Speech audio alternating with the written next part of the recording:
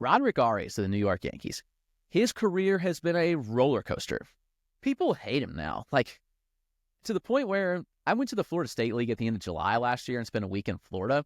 I saw a lot of Arias, and I got some interesting comments about him. They're like, enjoy watching the most overhyped prospect in baseball, all sorts of things. Honestly, justifiable. Why I say roller coaster? $4 million signing bonus from the Yankees, so naturally you're going to get hyped. He struggled mightily in the DSL as a 17-year-old. He went to complex ball in 2023.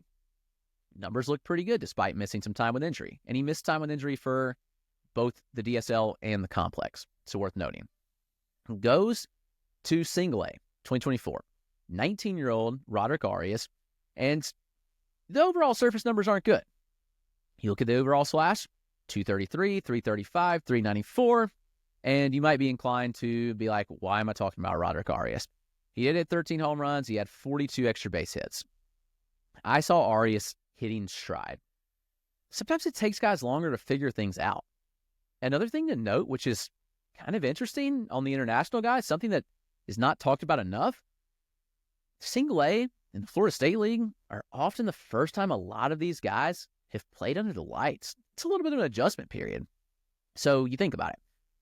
I mean, international players in the Dominican, Venezuela, Cuba, etc., they're not playing under the lights.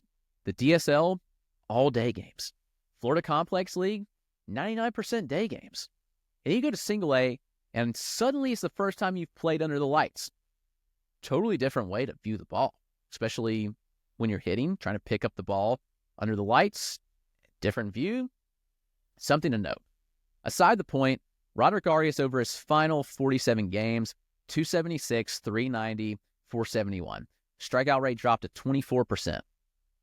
That's a big enough sample. 47 games is a good enough sample to talk and say, all right, Roderick Arias made a notable change. You know, the contact rates look pretty bad. He ended the year with a 65% contact rate, 77% end zone. But from July 10th forward, 74% overall, 84% end zone. Suddenly, we're looking at above average contact rates for his age and level. 24% chase rate as well. Arias is always going to be a high OBP guy. He's got a good eye and good discipline. You know, I think there's more power in the profile than we've seen, but 19 years old, 89 mile an hour average EV and a 103 mile an hour 90th percentile EV, those are pretty close to major league average. Power's coming. Great buy low in Dynasty.